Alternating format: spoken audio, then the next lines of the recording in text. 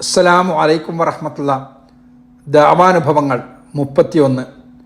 മിഷനറിമാരെ പ്രതിരോധിക്കേണ്ടത് Bible ഉപയോഗിച്ചാണ്. 1-ാം ഭാഗം. European അധിനിവേശത്തോടൊപ്പം നടന്ന മിഷനറി പ്രവർത്തനങ്ങളുടെ തുടർച്ചയാണ് ഖുർആനിനെയും നബി സല്ലല്ലാഹു അലൈഹി വസല്ലമയെയും തെറ്റിദ്ധരിപ്പിച്ചുകൊണ്ടുള്ള പുതിയ കാല സുവിശേഷ പ്രവർത്തനങ്ങളതും. അതുകൊണ്ടാണ് ധാർമ്മികമോ അധാർമികമോ ആയ ഏത് മാർഗങ്ങൾ ഉപയോഗിച്ചും മറ്റുള്ളവരെ ക്രിസ്ത്യാനികളാക്കുകയെന്ന ലക്ഷ്യത്തിലൂന്നി അവർ മുന്നോട്ടു പോകുന്നതെന്നും മനസ്സിലായതോടെ എങ്ങനെയാണ് അവരെ പ്രതിരോധിക്കേണ്ടതെന്നതിനുള്ള ഏകദേശമായ ഒരു ചിത്രം മനസ്സിൽ തെളിഞ്ഞിരുന്നു. മിഷനറിമാരെ നേരിടുവാനുള്ള ഏറ്റവും നല്ല മാർഗം ബൈബിൾ ഉപയോഗിച്ച് ക്രിസ്തുമത തത്വങ്ങളെ അപഗ്രഥിക്കുക തന്നെയാണെന്ന് മക്തി തങ്ങളുടെ എഴുത്തുകളിൽ നിന്ന് മനസ്സിലാക്കുകയും ക്രിസ്തുമതവുമായി ബന്ധപ്പെട്ട ജഡ്ജിയുമായുള്ള സംവാദം മുതൽ തന്നെ അത് ഉപയോഗിക്കുകയും ചെയ്തിരുന്നു. മക്തി തങ്ങളിൽ നിന്ന് ആരംഭിച്ച പഠനം ഇവിഷയകമായി ഇന്ത്യയിൽ മറ്റുള്ള സ്ഥലങ്ങളിലുള്ള പണ്ഡിതരിലേക്ക് കൂടി നീളുന്നത് അന്തമാനിൽ വച്ചാണ്. സ്വാഭാവികമായും അവിടെ അന്ന് ലഭ്യമായ സ്രോതസ്സുകളും നാട്ടിൽ നിന്ന് കൊണ്ടുപോകുന്ന പുസ്തകങ്ങളും ആനുകാലികങ്ങളുമെല്ലാം ഉപയോഗിച്ചുകൊണ്ടാണ് അത്തരമൊരു പഠനത്തിന് ശ്രമിച്ചത്. അന്തമാനിൽ ഇസ്ലാമിക് സെൻറ്റർ അന്തമാൻസ് എന്നൊരു സംഘടന ഞാൻ അവിടെ എത്തി ഏതാനും മാസങ്ങൾക്കുള്ളിൽ തന്നെ രൂപീകരിക്കുകയും മുമ്പ് പരപ്പനങ്ങാടി സൗണ്ട് ഓഫ് ട്രൂത്തിന് വേണ്ടി ചെയ്തതുപോലെ ലോകത്തിലുള്ള പല സംഘടനകൾക്കും പുസ്തകങ്ങൾ നൽകണമെന്ന് ആവശ്യപ്പെട്ടുകൊണ്ട് കത്തുകൾ അയക്കുകയും ചെയ്തിരുന്നു. അങ്ങനെ വന്ന പുസ്തകങ്ങളിൽ പാകിസ്ഥാനിലെ ബീഗം ആയിഷ ഭവാനി വഖഫിൽ നിന്നുള്ള ഇംഗ്ലീഷിലും ഉറുദുവിലുമുള്ള ചില പുസ്തകങ്ങൾ അവിഭക്ത ഇന്ത്യയിലെ മിഷനറി പ്രവർത്തനങ്ങളെക്കുറിച്ചും അതിനെ അന്നത്തെ മുസ്ലിം പണ്ഡിതന്മാർ എങ്ങനെയാണ് നേരിട്ടതെന്നും മനസ്സിലാക്കുവാൻ ഏറെ ഉപകാരപ്പെട്ടു. AP മുഹമ്മദ് സാഹിബിൻ്റെ മകൻ അബ്ദുൽ അസീസിൻ്റെ ഭാര്യ റഹിമയാണ് ഉറുദു പുസ്തകങ്ങളിലെ ആശയങ്ങൾ മനസ്സിലാക്കുവാൻ എന്നെ സഹായിച്ചത്. ശത്രുവിനെ അവൻ ഉപയോഗിക്കുന്ന ആയുധം ഉപയോഗിച്ചുകൊണ്ട് തന്നെ പ്രതിരോധിക്കുന്നതാണ് സമർത്ഥമായ യുദ്ധതന്ത്രമെന്ന് പറയാറുണ്ട്. എന്നാൽ ഖുർആനിനെയും നബിജീവിതത്തെയും തെറ്റിദ്ധരിപ്പിച്ചുകൊണ്ടുള്ള മിഷനറി പ്രബോധനത്തെ അവരുപയോഗിക്കുന്ന ആയുധങ്ങൾ ഉപയോഗിച്ച് പ്രതിരോധിക്കുവാൻ ഇസ്ലാമിക പ്രബോധകർക്ക് കഴിയില്ലെന്ന പരിമിതിയുണ്ട്. ഇസ്ലാമിനെ അവർ തെറ്റിദ്ധരിപ്പിക്കുന്നത് പോലെ മറ്റു മതങ്ങളെക്കുറിച്ച് ഇല്ലാത്തത് പറയാൻ ഇസ്ലാം മുസ്ലിങ്ങളെ അനുവദിക്കുന്നില്ല. മുസ്ലിങ്ങൾ ഏറ്റവും അധികം ആദരിക്കുന്ന മുഹമ്മദ് നബി സല്ലല്ലാഹു അലൈഹി വസല്ലമയെ തെറി പറഞ്ഞുകൊണ്ട് മതപ്രചാരണം നടത്തുന്നത് പോലെ മുസ്ലിങ്ങൾക്ക് ക്രിസ്ത്യാനികൾ ആദരിക്കുന്ന ക്രിസ്തുവിനെയോ മറ്റാരെയെങ്കിലുമോ തെറി പറയാനോ മോശമായി ചിത്രീകരിക്കുവാനോ കഴിയില്ല. കൃത്യമായി മതബോധമോ ബോധ്യമോ നൽകാതെ കേവലം സഹായങ്ങളും ചികിത്സയും വിദ്യാഭ്യാസവും നൽകി അതിൻ്റെ കൂടെ പ്രബോധിതൻ പോലും അറിയാതെ അയാളെ പ്രബോധക മതത്തിൻ്റെ വരുതിയിലാക്കുന്ന കുരുട്ടുവിദ്യയും ഇസ്ലാം അനുവദിച്ചിട്ടില്ല. ഒരാൾ മുസ്ലിമാകണമെങ്കിൽ അള്ളാഹു മാത്രമാണ് ആരാധ്യനെന്നും മുഹമ്മദ് നബി സല്ലല്ലാഹു അലൈഹി വസല്ലമ അള്ളാഹുവിൻ്റെ ദൂതനാണെന്നും മനസ്സിലാക്കുകയും ഉൾക്കൊള്ളുകയും ഈ രണ്ട് വസ്തുതകളുടെ അടിസ്ഥാനത്തിൽ ജീവിതം മുന്നോട്ട് നയിക്കാമെന്ന് പ്രതിജ്ഞ ചെയ്യുകയും വേണമെന്നിരിക്കെ പ്രബോധിതനെ പ്രലോഭനങ്ങളിലൂടെ മതത്തിലെത്തിക്കുകയെന്ന ഏർപ്പാടും മുസ്ലിങ്ങൾക്ക് ചെയ്യാനാവുകയില്ല. സത്യസന്ധമായും ഇസ്ലാമിക ആശയങ്ങളെ പച്ചയായി അവതരിപ്പിച്ചുകൊണ്ടും ആരെയും പരിഹസിക്കുകയോ അനാദരിക്കുകയോ ചെയ്യാതെയും എങ്ങനെ മിഷനറിമാർക്ക് പ്രതിരോധം തീർക്കാമെന്നായിരുന്നു ചിന്ത. മിഷനറി പരിശ്രമങ്ങളെ എങ്ങനെയാണ് ഓരോ കാലത്തെയും മുസ്ലിം സമുദായം നേരിട്ടതെന്നും വ്യത്യസ്ത ദേശങ്ങളിലുള്ള പണ്ഡിതന്മാർ എങ്ങനെയാണ് കൈകാര്യം ചെയ്തതെന്നും കൂടി മനസ്സിലാക്കണമെന്ന് ആഗ്രഹിച്ചുകൊണ്ടുള്ള പഠനം മിഷനറിമാരെക്കുറിച്ച് അല്പം ആഴത്തിൽ മനസ്സിലാക്കുന്നതിലേക്കാണ് നയിച്ചത്. ആധുനിക മിഷനറി പ്രവർത്തനങ്ങളുടെ പിതാവ് എന്ന് വിളിക്കപ്പെടുന്ന വില്യം കേറി ക്രൈസ്തവരെല്ലാം അത്യാവേശപൂർവ്വം സ്മരിക്കുന്ന വ്യക്തിത്വമാണ്. അദ്ദേഹത്തിൻ്റെ 70ഓളം ജീവചരിത്ര ഗ്രന്ഥങ്ങൾ ഇംഗ്ലീഷിൽ മാത്രമുണ്ട്. 10,000-കണക്കിന് ലേഖനങ്ങളും കുറിപ്പുകളും അദ്ദേഹത്തെക്കുറിച്ച് എഴുതപ്പെട്ടിട്ടുണ്ട്.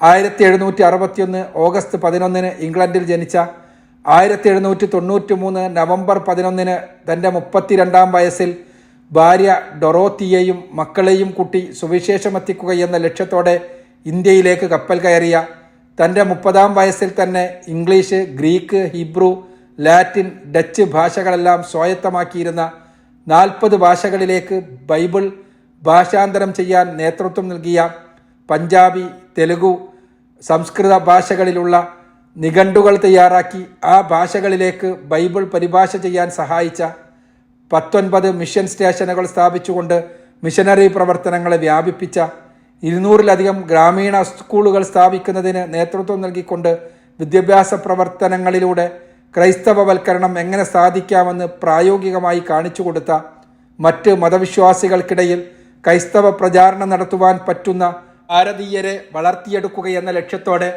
ജോഷുവ മാർഷ്മാൻ, വില്യം വാർഡ് എന്നിവരോടൊപ്പം ചേർന്ന് പിൽക്കാലത്ത് സെറാംപൂർ സർവകലാശാല എന്ന പേരിൽ പ്രസിദ്ധമായ സെറാംപൂർ കോളേജ് ആരംഭിച്ച വില്യം കാരിയെ അദ്ദേഹത്തിൻ്റെ സഭയായ ബാപ്റ്റിസ്റ്റ് സഭയിൽ പെടാത്തവരായ മിഷനറിമാർ പോലും ആദരവോടുകൂടിയാണ് അനുസ്മരിക്കാറുള്ളത്.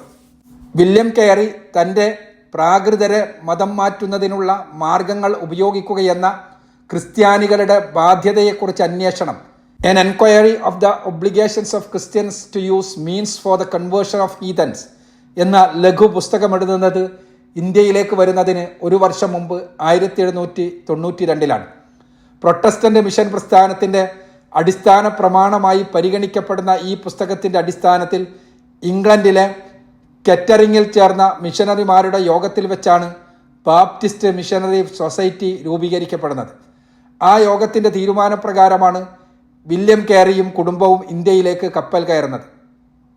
എല്ലാ ജാതികളെയും ശിഷ്യന്മാരാക്കുകയെന്ന യേശുക്രിസ്തുവിൻ്റെ നിർദ്ദേശം, മത്തായി 28 അധ്യായം 19 മുതൽ 20 വരെ വചനങ്ങൾ, അപ്പോസ്തലന്മാരോട് മാത്രമുള്ളതല്ലെന്നും എല്ലാ തലമുറകളിലെയും ക്രൈസ്തവർക്ക് അത് ബാധകമാണെന്നും പ്രാകൃത വിശ്വാസികൾക്കിടയിൽ സുവിശേഷമെത്തിക്കേണ്ടത് എല്ലാ ക്രിസ്ത്യാനികളുടെയും ബാധ്യതയാണെന്നും അതിനായി അത്തരക്കാർക്കിടയിലേക്ക് മിഷനറിമാരെ അയക്കണമെന്നും മിഷനറിമാർക്ക് ധനസഹായവും പ്രാർത്ഥനാ സഹായവും നൽകണമെന്നും പീഡനങ്ങളിലൂടെയെല്ലാം വിദ്യാഭ്യാസവും ബൈബിളിൻ്റെയും മറ്റും ഭാഷാവിവർത്തനങ്ങളും ഉപയോഗിച്ചാണ് മതപ്രബോധനവും മതം മാറ്റവും നടത്തേണ്ടതെന്നും സ്ഥാപിക്കുന്നതാണ് കാരിയുടെ ഈ കൃതി. സെറാംപൂർ ത്രയം അഥവാ സെറാംപൂർ ട്രയോ എന്നറിയപ്പെട്ട വില്യം കാരി, ജോഷുവ മാർഷ്മാൻ, വില്യം വാർഡ് എന്നീ ഇംഗ്ലീഷുകാരായ മഹാബുദ്ധിജീവികളുടെ നേതൃത്വത്തിൽ നടന്ന മിഷനറി പ്രവർത്തനങ്ങൾക്ക് പോലും എന്തുകൊണ്ടാണ് ഇന്ത്യയെ ക്രൈസ്തവവൽക്കരിക്കാൻ കഴിയാതിരുന്നതെന്ന വിഷയം പിൽക്കാല മിഷനറിമാരിൽ പലരും തങ്ങളുടെ ഗവേഷണത്തിനുള്ള വിഷയമാക്കിയിട്ടുണ്ട്. പൊതുവെ വിധിവിശ്വാസികളായ ഭാരതീയർക്കിടയിലേക്ക് ആദിഭാവ സിദ്ധാന്തത്തിന് വേണ്ടത്ര വേരോട്ടമുണ്ടാക്കാൻ കഴിഞ്ഞില്ല എന്നാണ് അത്തരം ഗവേഷകരിൽ ചിലർ അഭിപ്രായപ്പെട്ടിരിക്കുന്നത്. വില്യം കാരി തൻ്റെ പ്രവർത്തനങ്ങൾ ആരംഭിച്ച് 7 വർഷങ്ങൾക്ക് ശേഷം മാത്രമാണ് കൃഷ്ണപാൽ എന്ന ഒരു ഹിന്ദുവിനെ സ്നാനം ചെയ്യിക്കുവാൻ അദ്ദേഹത്തിന് കഴിഞ്ഞത്. നീണ്ട 41 വർഷക്കാലത്തെ വ്യത്യസ്ത രൂപങ്ങളിലുള്ള മിഷനറി പ്രവർത്തനങ്ങളിലൂടെ കോടിക്കണക്കിന് ഇന്ത്യക്കാരിൽ നിന്ന് 700-ൽ താഴെ പേരെ മാത്രമേ പ്രൊട്ടസ്റ്റന്റ് മിഷനറി പ്രവർത്തനങ്ങളുടെ പിതാവിന് ക്രിസ്തുമതത്തിലേക്ക് ചേർക്കുവാൻ കഴിഞ്ഞുള്ളൂവെന്നത് ഒരു പ്രഹേളികയായാണ് പല മിഷനറി ഗവേഷകരും അഭിപ്രായപ്പെട്ടിരിക്കുന്നത്. ഈ 700-ൽ തന്നെ മിക്കവരും ആദിവാസികളും അവർണ ഹിന്ദുക്കളുമായിരുന്നുവെന്ന വസ്തുത അത്തരം ഗവേഷകരെ അലോസരപ്പെടുത്തുന്നുമുണ്ട്. മുസ്ലിങ്ങളിൽ നിന്ന് കാര്യമായി ആരെയും സെറാംപൂർ ത്രയത്തിലുള്ളവർക്കൊന്നും മതപരിവർത്തനം ചെയ്യാൻ കഴിഞ്ഞില്ല. ഹിന്ദുക്കളുടേതിന് സമാനമായ വിശ്വാസങ്ങളും ആചാരങ്ങളും ഉൾക്കൊള്ളുന്നവരും ഇസ്ലാമികമെന്ന് പറയാവുന്ന വ്യത്യസ്തമായ സ്വത്വം തീരെയില്ലാത്തവരുമായിരുന്നു ബംഗാളി മുസ്ലിങ്ങളെങ്കിലും അവരിൽ ഗണ്യമായ സ്വാധീനമൊന്നും ഉണ്ടാക്കുവാൻ മിഷനറിമാർക്ക് കഴിഞ്ഞില്ലെന്ന് ദ സദേൺ ബാപ്റ്റിസ്റ്റ് തിയോളജിക്കൽ സെമിനാരിയിൽ ജെയിംസ് റിയാൻ വെസ്റ്റ് എന്ന ഗവേഷകൻ ഈയടുത്ത് സമർപ്പിച്ച evangelising Bengali Muslims, William Carey, William Ward and Islam എന്ന ഗവേഷണ പ്രബന്ധത്തിൽ വേവലാതിപ്പെടുന്നുണ്ട്. 2 നൂറ്റാണ്ടുകൾക്ക് മുമ്പത്തെ മിഷനറിമാർക്കും ഇതേ വേവലാതിയുണ്ടായിരുന്നിരിക്കണം. അതിൽ നിന്നാണ് മുസ്ലിങ്ങൾക്കിടയിൽ എങ്ങനെ പ്രവർത്തിക്കണമെന്നും അവരെ എങ്ങനെ ക്രൈസ്തവവൽക്കരിക്കണമെന്നുമുള്ള വിഷയങ്ങളിലുള്ള ഗൗരവതരമായ ഗവേഷണങ്ങൾ ഉണ്ടാവുന്നത്.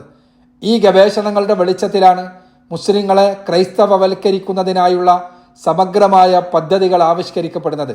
സൂര്യനസ്തമിക്കാത്ത സാമ്രാജ്യത്തിലെ അന്നത്തെ ബുദ്ധിരാക്ഷസന്മാരുടെ മസ്തിഷ്കത്തിൽ വിരിഞ്ഞ ആ മഹാപദ്ധതികളെയാണ് ഖുർആനും ഹദീസുകളും ഒപ്പം ബൈബിളിൻ്റെ പഴയതും പുതിയതുമായ നിയമപുസ്തകങ്ങളും ഉപയോഗിച്ച് സാധാരണക്കാരിൽ സാധാരണക്കാരായ മുസ്ലിം പണ്ഡിതന്മാർ നേരിട്ട് തകർത്ത് തരിപ്പണമാക്കിയത്. യഥാർത്ഥത്തിൽ മിഷനറിമാർക്കെതിരെയുള്ള സമരത്തിൽ ഇന്ത്യയിൽ ആദ്യമായി ബൈബിൾ ഉപയോഗിച്ചത് മുസ്ലിങ്ങളായിരുന്നില്ല, ഹിന്ദു ബുദ്ധിജീവികളായിരുന്നു. ഹിന്ദുമതത്തിലെ അനാചാരങ്ങൾക്കെതിരെയുള്ള പോരാട്ടത്തിൽ വില്യം കേറിയോടൊപ്പമുണ്ടായിരുന്നയാളായി പരിചയപ്പെടുത്തപ്പെടുന്ന രാജാറാം മോഹൻ റോയ് തന്നെയാണ് ബൈബിൾ വചനങ്ങൾ ഉപയോഗിച്ചുള്ള ക്രിസ്തുമത ഖണ്ഡനത്തിൻ്റെ വിഷയത്തിൽ ഇന്ത്യൻ മുസ്ലിങ്ങളുടെ മുൻഗാമി.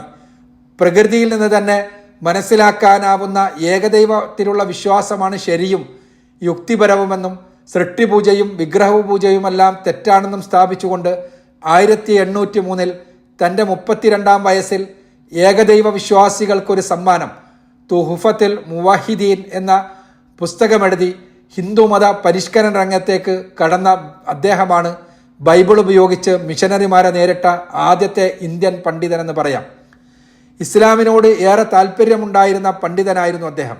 ഇസ്ലാമിക സിദ്ധാന്തങ്ങളെയും ധാർമ്മികതയെയും കുറിച്ച് ആദരവോടെയാണ് അദ്ദേഹം എഴുതിയിട്ടുള്ളത്.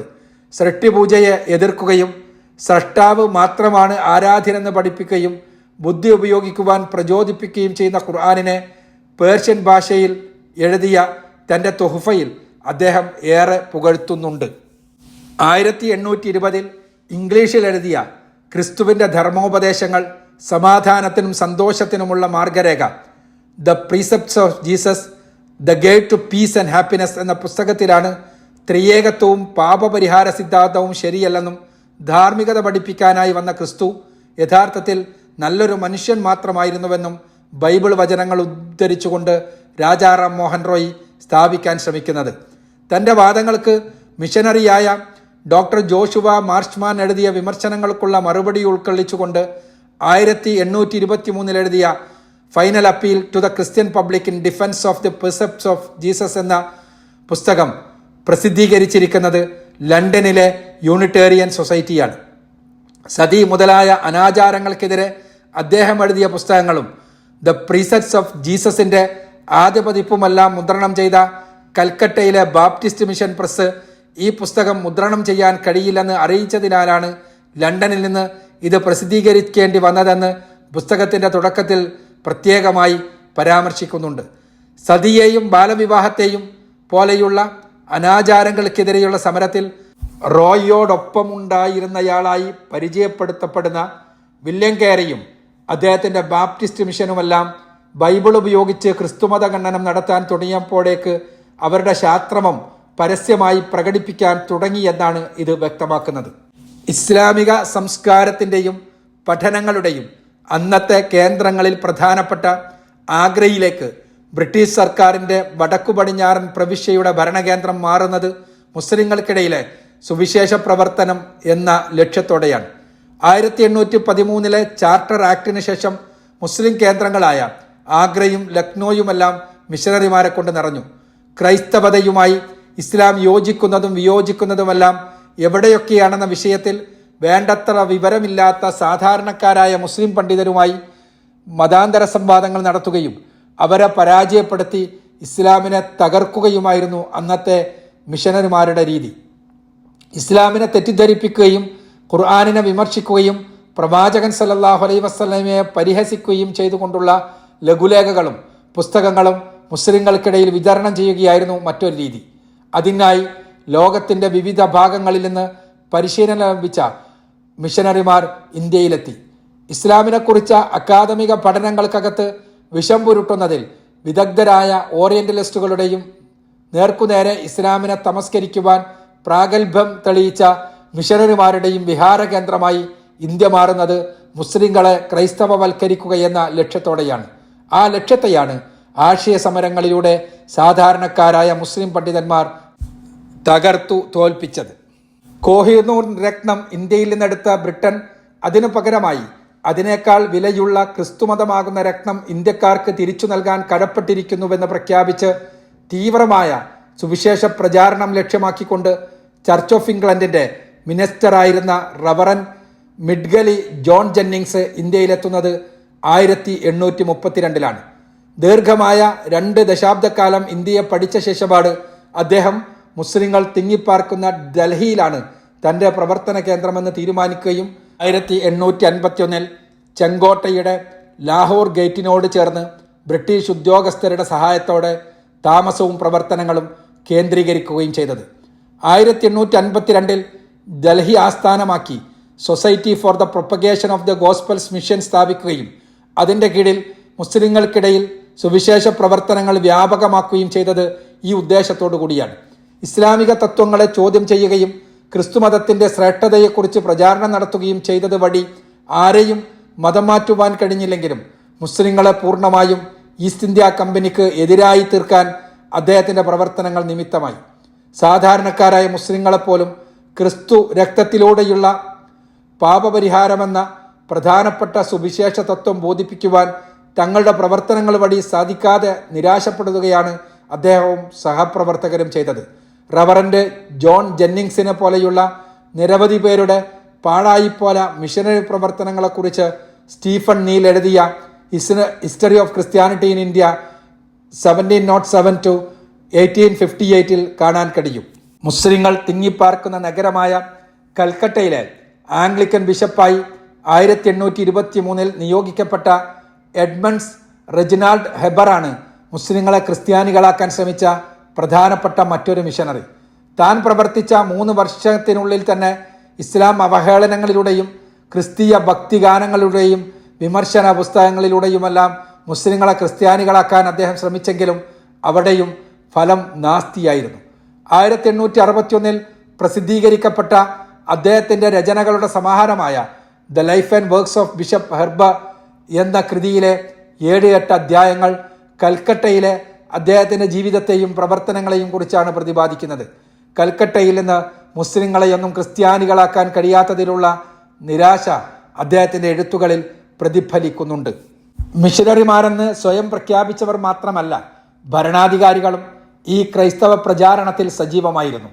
ഫത്തേഹ്പൂരിലെ ജില്ലാ ജഡ്ജായിരുന്ന റോബർട്ട് ടക്കർ പഴയ നിയമത്തിലെ 10 കൽപ്പനകൾ ഇംഗ്ലീഷിലും ഹിന്ദിയിലും ഉറുദുവിലും പേർഷ്യനിലും കുത്തിവെച്ച വമ്പൻ കൽത്തൂണുകൾ സ്ഥാപിക്കുകയും ജനങ്ങളെ വിളിച്ചുകൂട്ടി ആഴ്ചയിൽ 2-3 തവണ ബൈബിൾ ഹിന്ദുസ്ഥാനിയിൽ വായിച്ചു കേൾപ്പിക്കുകയും ചെയ്യുന്ന സമ്പ്രദായം നടപ്പാക്കി. ഈസ്റ്റ് ഇന്ത്യ കമ്പനിയുടെ ഉദ്യോഗസ്ഥർ എങ്ങനെയാണ് മിഷനറി പ്രവർത്തനങ്ങളെ കണ്ടിരുന്നതെന്ന് മനസ്സിലാക്കാൻ സ്കോട്ടിഷ് ചരിത്രകാരനായ വില്യം ഡാൽറിംബിൾ ഉദ്ധരിച്ച കമ്പനി ഡയറക്ടറായിരുന്ന ചാൾസ് ഗ്രാൻഡിൻ്റെ വാക്കുകൾ മതിയാവും. കമ്പനി ഉദ്യോഗസ്ഥരോട് ഒരിക്കൽ അദ്ദേഹം ചോദിച്ചത്രേ, ഏഷ്യൻ ഭൂപ്രദേശങ്ങൾ നമുക്ക് നൽകപ്പെട്ടത് കേവലം അവയിൽ നിന്ന് നമുക്കൊരു വാർഷിക വരുമാനം ലഭിക്കുവാനല്ല, മറിച്ച് തമസ്സിലും തിന്മയിലും ദുരിതത്തിലും ദീർഘനാളായി ആണ്ടുകിടക്കുന്ന അവയിലെ താമസക്കാർക്കിടയിൽ സത്യത്തിൻ്റെ ദയയും ലാഘവത്വവും നിറഞ്ഞ സ്വാധീനം വ്യാപിപ്പിക്കുന്നതിന് വേണ്ടിയാണെന്ന് ഉപസംഹരിക്കുക അനിവാര്യമല്ലേ? ഇതിൻ്റെ 2ാം ഭാഗം തുടരും.